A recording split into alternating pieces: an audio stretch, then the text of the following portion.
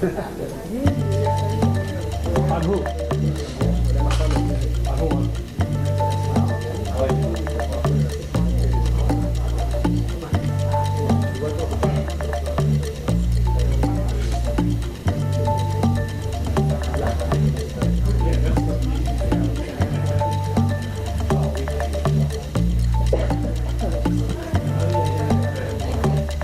Hey Carl, we're on a 2-second delay. Is that okay?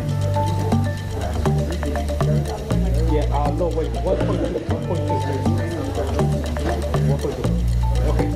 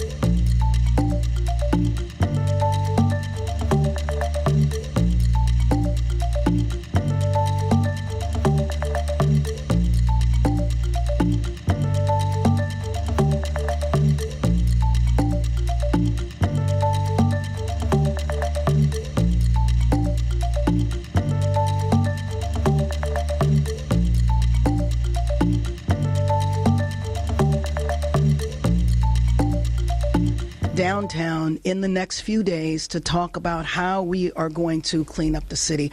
Obviously, city workers are already out there removing the graffiti, but this is so extensive it's going to take community-wide involvement. We had launched a program called Shine LA a couple of months ago in preparation for the World Cup, and now we are called on to direct that citywide. We need people from all over the city to come to downtown and to help with this effort. The staff, the mayoral staff standing behind me, represent the best of our organizers and community liaisons, and they will be leading that effort. I do want to go back and say that, just go back in time a minute.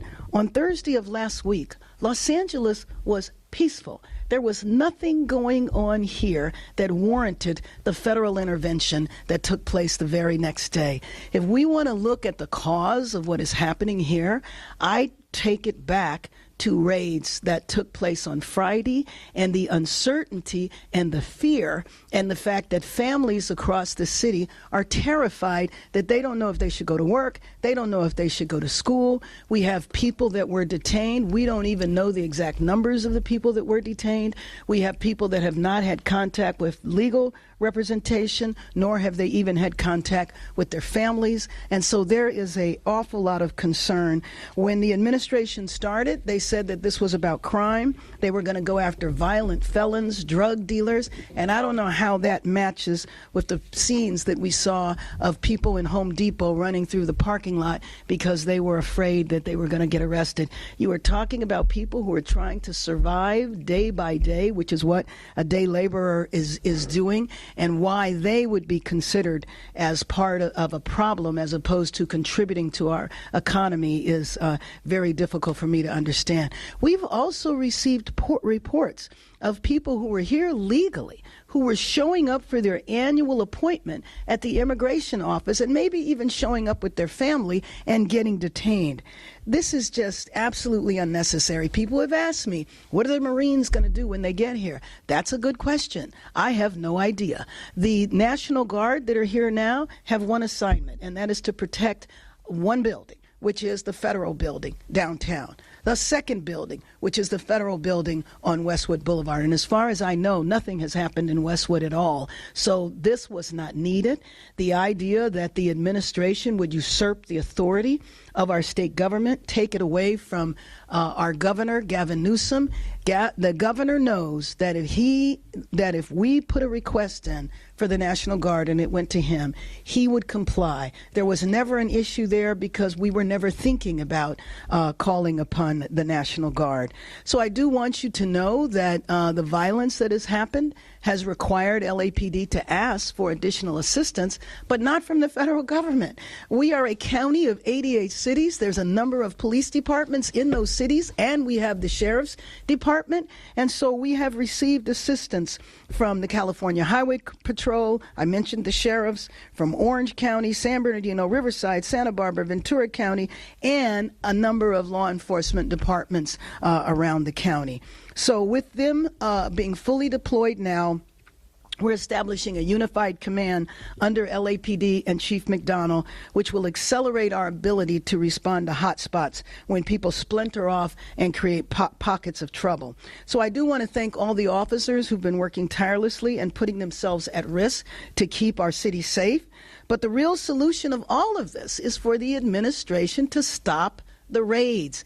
We have heard that these raids might take place for the next 30 days. We don't know how many are going to take place in a given day. And you just think about the disruption to families and the disruption to our local economy. You might have a mother who goes to work in someone's home doing childcare or taking care of the household, a father who is the gardener or doing landscaping, people who are working in factories, and people without documents who are running small businesses, contributing to our economy in every step of the way. So I just want to conclude by saying we are 12 months away from the World Cup.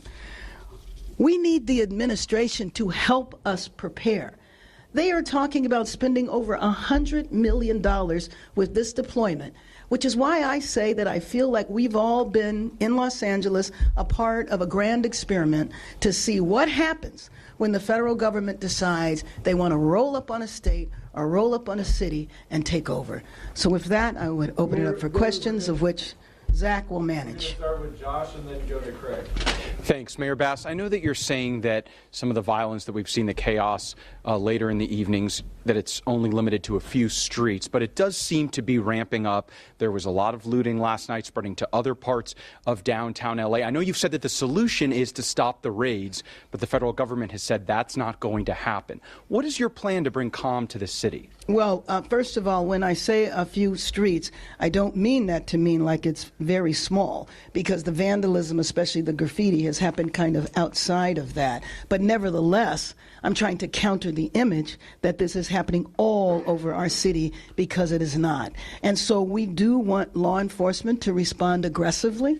Anybody that is out committing crimes are not doing it in solidarity with immigrants. They are doing the exact opposite. So we have to enforce the law here. I'm going to continue advocating with the federal government, though, to see how disruptive this is. But there needs to be a call that says this is unacceptable, and if you engage in this behavior, you will be prosecuted. Now, we're looking at things like curfews. We're looking at other aggressive response that we can have in case this violence breaks out again. Do you think there will be a curfew? And wouldn't you say that the LAPD is being aggressive?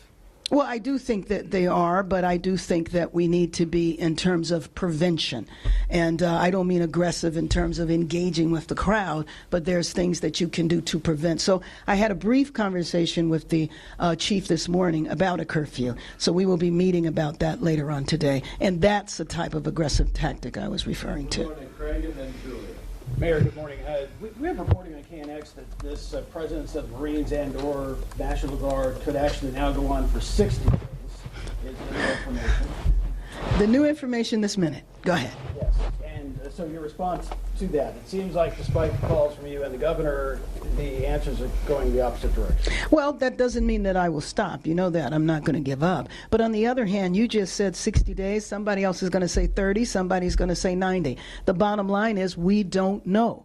And that is consistent with ICE raids, of course. We never know when, we never know how long. But that very notion creates such a terrible sense of fear in our city. And it's just not right to do that to a population who's trying to survive. We are a city of immigrants. Let me ask one follow-up. The price tags were put over, I think, $130 million. Right. For this deployment. Does the government, the federal government, at some point come back to the city for reimbursement of any part of this? No, I think that was money, as I understand it, that they were going to spend on the troop mobilization. Maybe that's what you're referring to. They don't need to spend it themselves. So I could not even imagine that they would come here and ask us to reimburse their unnecessary expense. Just imagine what we could do with $130 million in terms of preparing our city for the World Cup. Exactly. No, LA cannot afford it. Yes. Similar but slightly different note. My understanding, correct me if this is wrong, is the city has not yet received any reimbursement on fire money spent that it is expecting from the federal government. I'm wondering, as No, that is correct, but Julia, at this point in time, that would be really early. so I'm going forward with this. Oh, okay. Where are you going? As pension wraps this up with the federal government, are we worried that they will not follow through on expected reimbursement? Let me just. I'm sorry. You finish? Yeah. Okay. I was worried about that before the ICE raids. I mean, that is a worry. I mean, you know, the theme of the administration is uncertainty. And so I have been very hopeful, and you know this, in terms of the fires and the cooperation we received from the federal government, working well with the administration, and now the pendulum has swung in a whole nother area. What would that mean for the city if that money isn't reimbursed? Well, you know what it would mean. I mean, you know that we came off of a very difficult budget year, but you also, it's very important to understand that it takes FEMA a long time. We're still looking for some reimbursements from COVID, and that didn't have anything to do with this administration. Madam Mayor, there are reports that LAUSD will deploy school police to set up safe zones around campus graduations amid the ICE raids. The superintendent did not rule out the potential for a standoff involving school police if federal officers attempted to enter the school or on campus. Have you been coordinating with LAPD? What sort of response? With LAPD? Uh-huh. Would LAPD be a part of any response should the federal government invade No, well, yeah, let me just say that I have been, a close coordination has not been necessary right now, but I have been in conversation with Superintendent Cavallo. We spoke the other day, and what he is deciding to do, I know he's deciding to protect the children. You know that a month ago or 2 months ago, ICE agents showed up to an elementary school to do a welfare check on some kids. It's very interesting that you would send federal officers in to check on elementary school kids. But I know he's also dealing with the fear from the parents. So, for example, at my grandson's school yesterday, there was ICE that was visible, and you have parents who are dropping off and picking up their kids. How do you think they feel? You know, I mean, it's a sense of intimidation and fear that is just so unnecessary and so corrosive to our city. Is there a fear that this could be a confrontation between local law enforcement and the feds on school campus? No. I can't imagine that there would be a conflict between local and federal police from the LAPD perspective. That will not happen.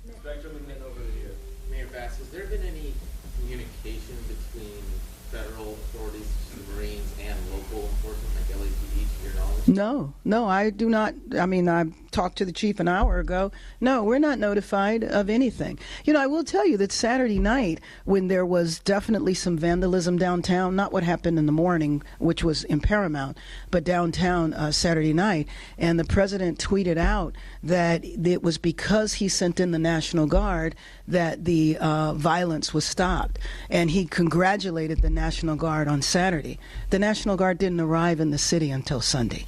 All right, we're coming right here, and then we're going to go to Sean. Mayor Bass, two questions. The president from the Oval Office said that he is taking credit for stopping the violence in Los Angeles, and by extension, by sending the National Guard. And the second question, he also is calling some of the people looting paid agitators. Do we have any indication that that's actually the case? Absolutely not. I mean, my guess is that you have social media phenomena that calls for parties, that calls for street takeovers, and I think it's in the same vein. What I do believe very strongly is that the groups that are vandalizing downtown are not a part of the immigrant rights movement, are not concerned about immigrants, are concerned about wreaking havoc, and are immigrant rights organizations that have been institutions, well-established, well-respected institutions in our city for decades, are used to doing protests. They are very well organized and coordinated, and they don't tolerate the violence. Yesterday's demonstration that was put on by labor, especially in solidarity with David Huerta, they had a system there where they wouldn't let people in a certain area if they had a mask on. My point is that we know how to take care of these issues ourselves. And then when you said about how the reason why, you know, things have gotten under control because of the National Guard, I gave you an example where the National Guard wasn't even here, and he was tweeting that out. The other thing is that if you want to know what the National Guard is doing, drive by the federal building. They are stationary at the federal building, protecting the building. They are not out doing crowd control or anything like that. So I don't know how he could say that the National Guard is who saved the day. Who saved the day are our local law enforcement agencies. We're going to Sean, and then we'll go right here to Sean. Madam Mayor, can you walk us through a little bit about what you knew and when you knew it about with the raids on Friday? How did it go down? When did you first get the sense that something was awry, and when did you first get the sense that the president might be planning to deploy the National Guard? Well, on Friday, I was notified when the raids were happening. I was notified, there were 3 raids in the city of Los Angeles. There might have been some others I've heard about that were outside of the city that day. And I heard about it when the Rapid Response Network began notifying people that a raid was taking place. And then at that point, the family members know, hey, my son, my father, my spouse is working at this place. And then they start showing up. So that's when I heard about it. And then shortly after that, you began hearing from the administration. The National Guard issue came into play on Friday as well as Saturday. That's when I was talking to officials with the Trump administration, including Tom Holman. I spoke to him maybe about an hour before he said if I got out of line or the governor did, we'd both be arrested. Right here in the blue and one right there in the dark. Mayor Bass, I know the pictures that are being taken here are being shown around the world. Right. They're unfair. They do give people an image. Have you contacted people, not talking about Casey Wasserman, but people at the IOC in Switzerland, trying to calm down any fears that they might have about what they're seeing here in that city? I appreciate that question. Ironically, the IOC was here last week, and so I met with them directly. We did actually a panel with them, and we were talking then about how vast our city is and how if something happens in one area, it doesn't mean it's happening all around the city. So it's a little ironic we were having that conversation. I have not talked to them directly since then. Needless to say, my focus has been on keeping Angelenos safe and protected here. And the second question, the curfew idea, obviously, that happened many years ago with the Rodney King situation, and it did calm things down.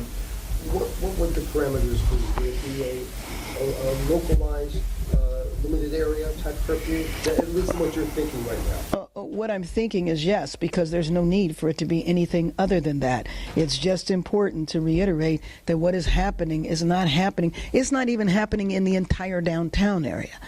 So there would be no need for a citywide curfew. But again, this is just preliminary discussions. It's one thing to say a curfew, then you have to enforce it. Mayor Bass, what message do you give to businesses in these impacted areas, just on what steps you're going to take to help them, still keep their doors open and not have to worry about the graffiti or the looting? Well, I wish I could say and not have to worry about, but we're coming together. I spoke to business leaders this morning saying that we need to come together, not just to talk, but come together with a plan on how we're going to repair the damage that has taken place and understand that it's going to take everybody. It's going to take the private sector, obviously the city. The city workers are already out there, and they've been out there for hours, and they've been out there for the last couple of days. But I know if you've driven around downtown, you know how massive this is. So the city workers are going to need assistance as well, but also, general citizens. I think everybody is concerned about downtown. I think people need to come from all different parts of the city to join us in repairing the damage that has taken place. Mayor Bass, I wanted to ask you, what's your explanation of why this is happening in Los Angeles? I live in Miami. I've been all over the country. I haven't seen this in any other place. Why is it happening here? Many people think that Los Angeles is a pretty brave city to say things that others are ignoring. Why here? Why did it happen? To be honest with you, I don't know, especially considering the relationship that was developing before this.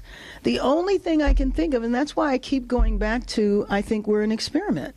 Because if you can do this to the nation's second largest city, maybe the administration is hoping that this will be a signal to everybody everywhere to fear them. That your federal government that historically has protected you can come in and take over. Mayor Bass, a few more. We're going to go right here in the light. Have you talked to President Trump? No, but I'm gonna put out a call to him today. I have been talking to. I want to tell him to stop the raids. I want to tell him that this is a city of immigrants. I want to tell him that if you want to devastate the economy of the city of Los Angeles, then attack the immigrant population. I want to tell him, don't you want the World Cup to be a success for you? Well, if that's what you want, give us help. Give us the $130 million that are being used for no reason, wasting taxpayers' money. Give us that money so that we can get prepared for the World Cup next year. Right here in the light. It sounds like have you been trying to reach them in the past week? It sounds like you were talking to the federal government on Friday and that kind of stopped, but the focus is elsewhere. But are they ignoring your call? No. What I said is that I have not, period, reached out directly to President Trump. My conversations with people either in the administration or close to the administration have been continuing. I've not spoken to Mr. Holman again, but I think those conversations are still going on. Mayor Bass, Alita. Thank you. Mayor Bass, I know that you talked about getting business leaders to come together to clean up and help the downtown area, but some have talked to us about their concerns about just protecting their businesses. Absolutely, yeah. And some have even said, could we get even the National Guard to protect us? Your thoughts on that? Well, first of all, again, the National Guard's mission is to protect the federal building. That's why I said that we're in discussion as to whether or not there should be a curfew. All of those things will help their business. Right here in the blue. Thank you very much. Mayor Bass, obviously you brought up Board Czar Tom Homan. He's always admonished sanctuary cities. I'm wondering if you feel as if Los Angeles is being targeted because it is a sanctuary city. And in that same vein, if you have a message for Boston, Denver, Chicago, who could experience the exact same thing you're going through right now here in the city. Well, first of all, you know, the state of California is a sanctuary state. So this could have happened basically to any of the cities. Now, cities, some have adopted the policy, but it is state policy. And so, yes, my concern with those cities that you named is look out. This could happen to you. And if I'm not mistaken, at least a couple of those cities, I think it's Denver and Boston, have already been hauled in to congressional hearings. Final question today.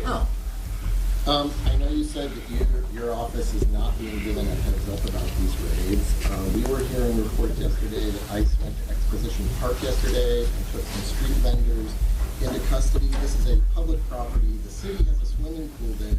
Can either you or your staff tell us what you know about this? Is it in fact true? And if it is true, what cautions is the city taking to safeguard the public at Exposition Park or any other public facility at this point? Well, Dave, yes, we did know about it, like anything else, when it was occurring. We knew about it. Well, just what you said. I mean, the same information I have as well, that street vendors were arrested, that they went in and arrested or detained street vendors. But in terms of what the city can do to protect public properties, you know that we have no idea where they're going. We would not have the capacity to have LAPD at every public facility. And so I was in a room yesterday morning, meeting with the immigrant rights organizations, and all of a sudden everybody's cell phones started blowing up. That's when we all heard about a raid that was taking place in Whittier. So part of the uncertainty and the instability that this creates is that we don't know. It's kind of like whack-a-mole. So if the city hears of something, they will go to it, but you know there is no capacity that we could monitor all of the public facilities. But just for our understanding, for example, if ICE shows up at the city side, the aquatic center, whatever, does the city ask them to produce a warrant? Do they ask if they have a warrant to go onto the property? Well, we can ask that, but at the end of the day, you know, it would be very difficult for city staff to tell armed ICE agents that they can't come in somewhere. Nick? Mm-hmm.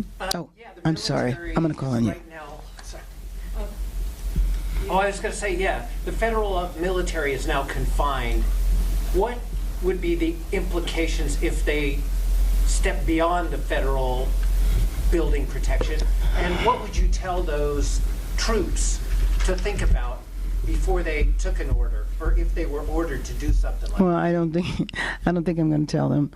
What I would tell them is go back and guard the building. That's what I would tell them. But obviously, I have no authority over federal troops. But what would be the implications for the city if? Well, the implication, it depends on what they would do. Again, there's nothing happening.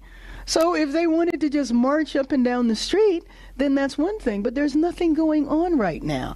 And when there is something going on, our law enforcement has the capacity to address it.